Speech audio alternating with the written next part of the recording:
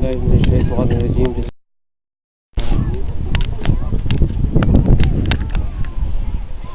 نہایت واجب الاحترام بزرگوں، علماء دین اور نوجوان ساتھیوں، السلام علیکم۔ بہت سے لوگوں نے کوشش کی آپ کے سامنے کچھ نہ کچھ بیان کرنے کی، جتنا ان کے علم میں تھا، جتنی ان کے مطالعے میں تھی، انہوں نے کوشش کی آپ کے سامنے بیان کرنے کی۔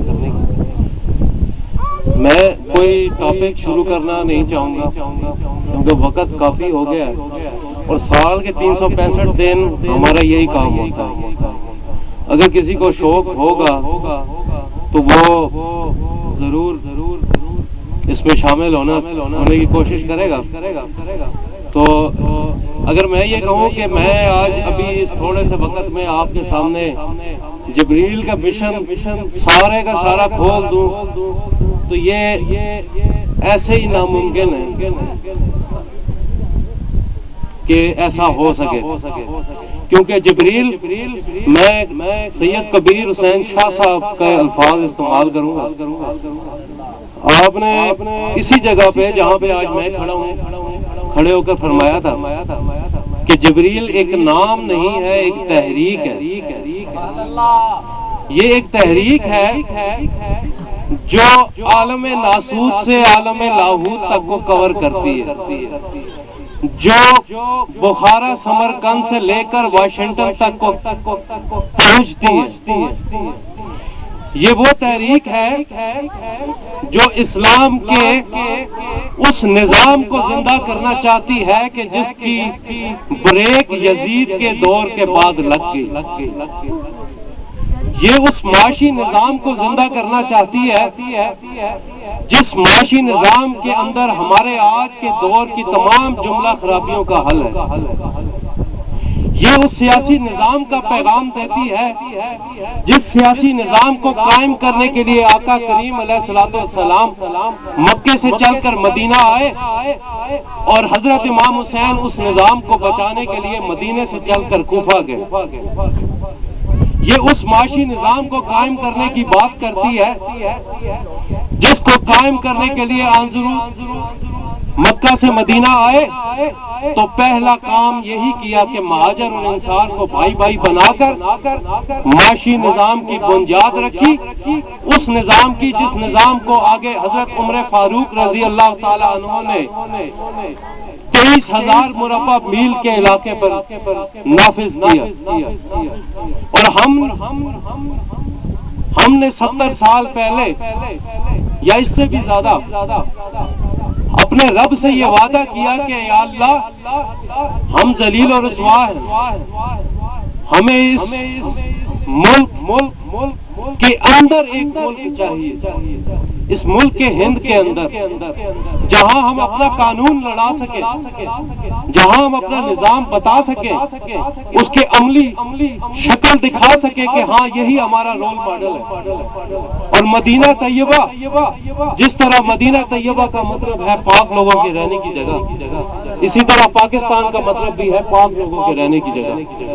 اب یہاں پلیتوں کی گنجائش نہیں ہے اور وہ وقت قریب آ رہا ہے کہ جب وہ علم بلند ہوگا، وہ علم ایسے بلند ہوگا کہ جس کے اندر کوئی شیعہ سنی نہیں ہوگا، جس کے اندر سب انسان ہوں گے۔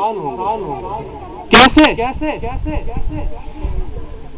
اسلام ایک مکمل دین، ایک مکمل ضابطہ حیات ہے، ہمیں معلوم ہے، بتایا جاتا ہے کہ ہاں ہے، یہ ایک ضابطہ حیات ہے، ایک پورا قانون ہے، اور قانون ضابطہ حیات جو بھی ہوتا ہے وہ انسان کے ارد گرد گھومتا ہے۔ اب انسان کس چیز کے ارد گرد گھومتا ہے؟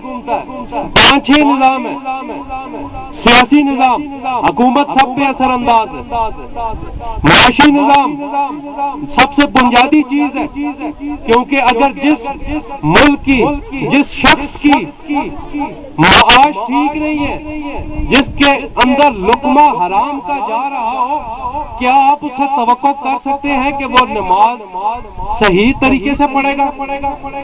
جس گورنمنٹ کا پورا سسٹم سعودی نظام کے اوپر ہو اور پھر اس کے بعد آپ کہیں کہ یہ جنرل سی بات ہے کہ ہم کہتے ہیں کہ جس شخص کے خون میں حرام ہے اس کی عبادت قبول نہیں ہوتی. ہم کہتے ہیں کہ جو حرام مال ہے اس کو حرام کے راستے ہی نکلے گا. اب مجھے بتائے کہ جس گورنمنٹ کا جس سسٹم کا سارا کے سارا بنیاد ہی سعودی نظام پہ ہو, حرام کے نظام پہ ہو, بتاؤ ان کو مہا حرامی نہیں ملیں گے, اس میں کرپشن نہیں ہوگی. تو یہ معاشی نظام بنیادی ہے. کیوں؟ حضور علیہ السلام کی زندگی سے ہمیں ثابت ہے. سیاسی نظام قائم کرنے کے لیے حالانکہ حضور کو مکہ کے اندر, میں بہت مختصر جا رہا ہوں, صرف تھوڑا سا آئیڈیا دینا چاہتا ہوں کہ مکہ کے اندر حضور پاک کو یہ کہا گیا کہ ہم آپ کو سردار بنا دیتے ہیں, لیکن آپ نے وہاں سرداری قبول نہیں کی. لیکن مدینہ کی ریاست میں جب گئے تو وہاں سردار بھی آپ ہیں, وہاں پہ وزیر اعظم بھی آپ ہیں اور وہاں گورنر بھی آپ. وہاں قبول نہیں کی کیونکہ وہاں غیر کا نظام تھا, وہاں پہ اپنا نظام نہیں تھا. مدینہ میں آ کے اپنا نظام بنایا, پھر اس نظام کے تحت آپ اس اسٹیج کے اوپر بیٹھے اور ایک سیاسی نظام کا آغاز کیا جو بعد میں خلافت کے نام سے چلا, اور اس وقت تک جب تک چلتا رہا اس وقت تک کامیاب رہا. اسی طرح ایک معاشرتی نظام ہے, ہم سب جانتے ہیں جھوٹ بری چیز ہے, طلاق برا فعل ہے, یہ معاشرتی نظام سے ریلیٹڈ ہے. شراب بری چیز ہے, یہ بھی حضور پاک نے اپنی زندگی میں ثابت کر دیا, کر کے عمل کر کے دکھایا. اور اسی طرح قانون ہے. یہ سارے وہ شعبے ہیں جو دین اسلام کے مختلف شعبہ جات ہیں, جو مختلف اس کے حصے ہیں جو حضور کی زندگی کے اندر سے پورے نظر آتے ہیں. کہ مکہ کے اندر تو آپ ایک کام فرما رہے ہیں کہ آپ انسان کو انسان کی پہچان کرا رہے ہیں. من عرف نفسہ فقط عرف ربہ, کہ جس نے اپنے آپ کو پہچانا بس حقیقت اس نے رب کو پہچانا. جب انسان نے انسان کو پہچان لیا, اس کی حقیقت جان گیا, تو اس نے پھر ایک دوسرے کو قتل کر نہیں کی. پھر وہی پہچان آگے چل کے ایک عالمگیر حضرت علامہ اقبال رحمۃ اللہ علیہ reconstruction of religious thoughts in Islam کے اندر لکھتے ہیں کہ مسلمانوں کو دو چیزوں کی ضرورت ہے. اس دور کے اندر امن کے لیے آپ کو دو چیزوں کی ضرورت ہے. ایک انسان کو انسان کی پہچان, کہ انسان کو انسان کی حقیقت معلوم ہو. دوسری چیز ایک عالمگیر نظام, ایسا کیسا نظام جیسا نظام مدینہ کی ایگزامپل ہمارے سامنے موجود ہے. یہ عالمگیر نظام, یہ دو چیزیں ریکوائرمنٹ ہے دنیا کے اوپر امن قائم کرنے کے لیے. اور حضرت علامہ جبریل کیا کر رہے ہیں؟ یہ اسی تحریک, اسی چیز کا حصہ ہے جس کو پہلے علامہ اقبال رحمۃ اللہ علیہ لے کر چلتے رہے, اس سے پیچھے مجدد الثانی رحمۃ اللہ علیہ لے کے چلتے رہے, اور دیگر شخصیات ہیں. یہ پورا ایک مشن ہے, ایک پوری تحریک ہے, اور یہ حضور پاک علیہ السلام کے دور سے ثابت ہوتی ہے. اب کب اس کا نظام ٹوٹا, بہت مختصر الفاظ میں بیان کروں گا, کسی موقع پہ انشاءاللہ تفصیل سے بھی آپ تک, جو لوگ ہمارے ساتھ بیٹھتے ہیں ان کو تو معلوم ہے, لیکن بہت مختصر انداز میں کہ جب یزید آیا تو اس وقت حضرت امام حسین رضی اللہ تعالیٰ عنہ آپ کے سامنے یہ تو رکھا گیا کہ آپ جائیں اور مدینہ کے اندر نماز پڑھائیں, لیکن آپ نے یہ چیز قبول نہیں کی. آپ نے کیونکہ جس نظام کو قائم کرنے کے لیے حضور مکہ سے مدینہ آئے تھے, آپ نے اس نظام کو بچانا تھا کہ کل کو کوئی شخص, میں آج آپ کے سامنے یہ بات کر رہا ہوں, آپ کہہ سکتے ہیں کہ بھائی آپ کے حضرت امام حسین نے بھی تو اس کو مان لیا تھا, لیکن ایسا نہیں ہوا.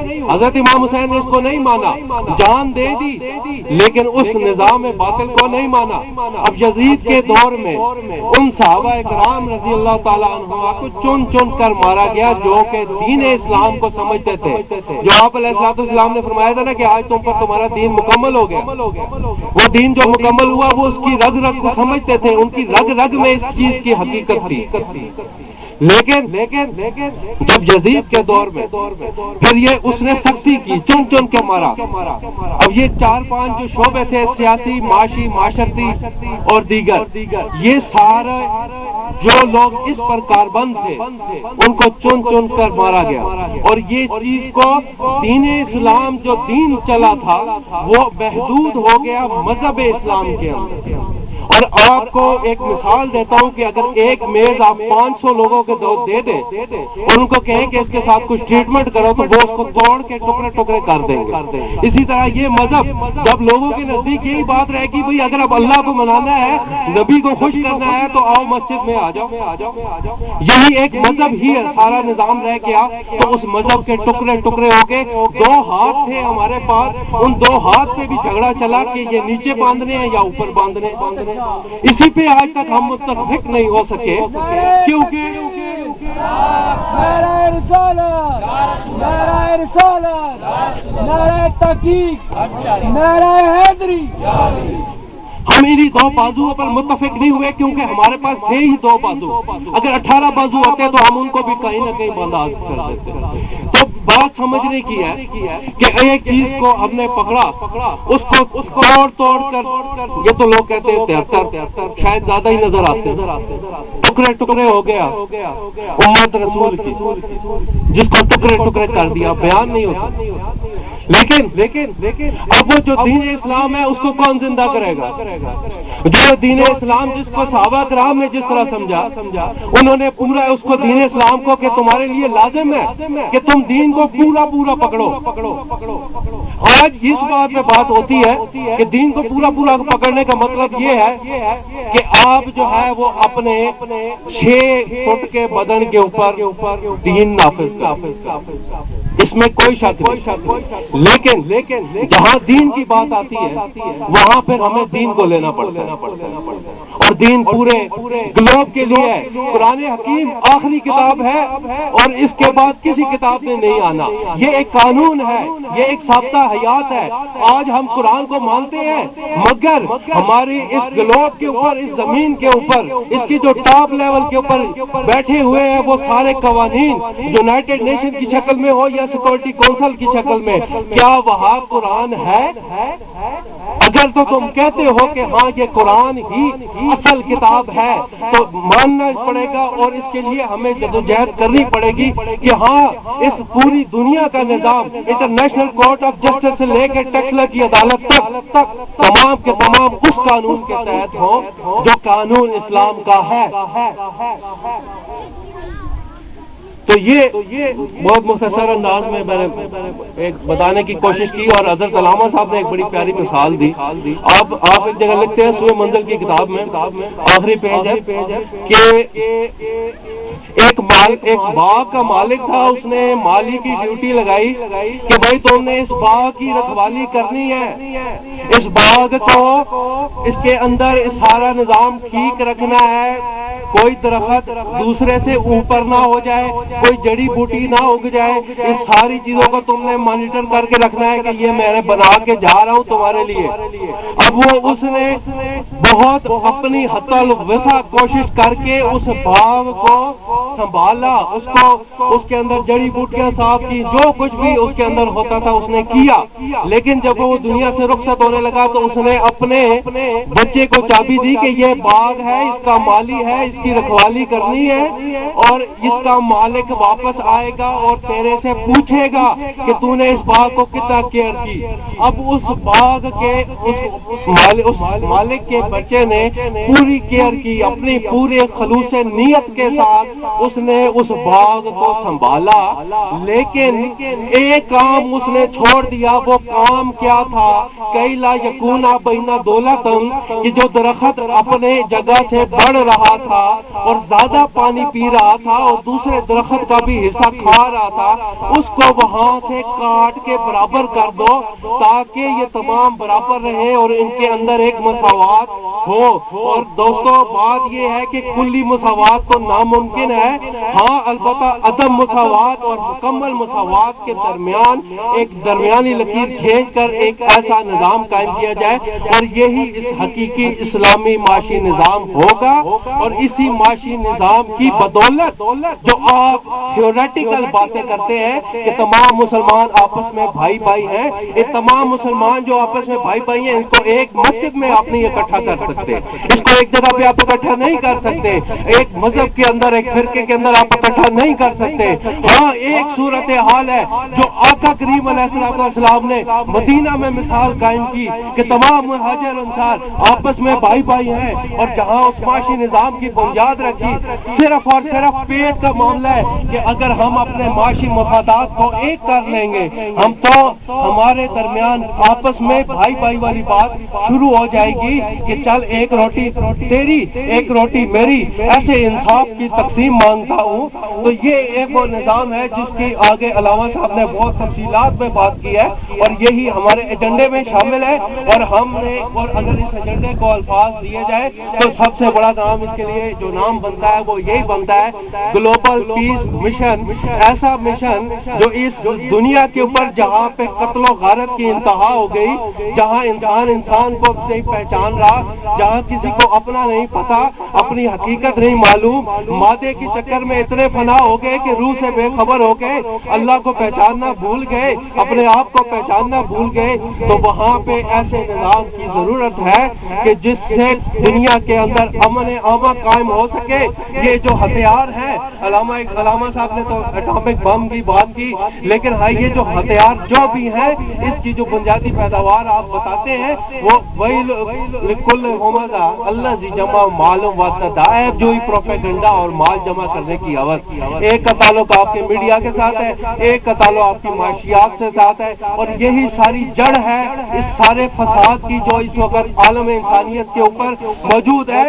آپ ٹیلی ویژن پہ بیٹھتے ہیں، لوگوں کی باتیں سنتے ہیں، وہاں پہ مناظرے سنتے ہیں، مذاکرے سنتے ہیں، ایک بھی لگا ہوا ہے گورنمنٹ کو پکڑنے میں کہ گورنمنٹ نے یہ کر دیا، دوسرا بھی یہی کہہ رہا ہے گورنمنٹ نے یہ کر دیا، ایک ان کے درمیان اینکر میزبان بیٹھا ہوا ہے جو باتیں سن رہا ہے، اس کو اپنے پیسے کی غرض ہے کہ مجھے اچھا بولے گا تو مجھے زیادہ اشتہار ملیں گے، اور دوسرے کو پتا ہے کہ میں اچھا بولوں گا تو مجھے زیادہ پیسہ ملے گا۔ یہ بھلا جو لوگ وہ لوگ جو ان پیسوں کی خاطر اس اسٹیج کے اوپر بیٹھے ہیں، جو جن کو کلو اللہ ہوا احد بھی پڑھنی نہیں آتی، وہ آپ کے مسائل کو کیا خاک حل کریں گے؟ وہ آپ کے لیے سلوشن کیا خاک دیں گے؟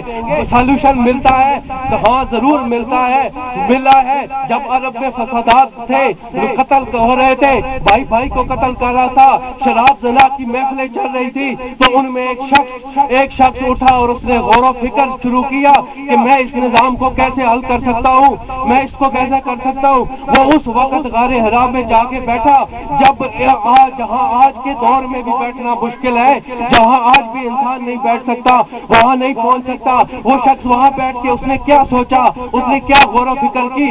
آج آپ لوگوں کے لیے تو بجلی ختم کر دی گئی ہے، بجلی بند کر دی گئی ہے کہ یہ بجلی بند ہوگی تو تم باہر کی روشنیوں سے ہٹو گے اور اندر کی روشنی کی طرف دیکھو گے، اس نور کو دیکھو گے جو تیرے اندر موجود ہے۔ اس نے تو اس اندر سے نور سے اپنے اندر سے حل کو تلاش کیا اور حل نکالا، اور وہ سوئے کیمیا، وہ جو کیمیا تھا نسخہ کیمیا، وہ سوئے عرب لے کے آیا اور ایک پیغام یہ دیا کہ ایک اس میں رب کل جی خلق، ایک اللہ کے نام سے تمام مسائل حل ہو سکتے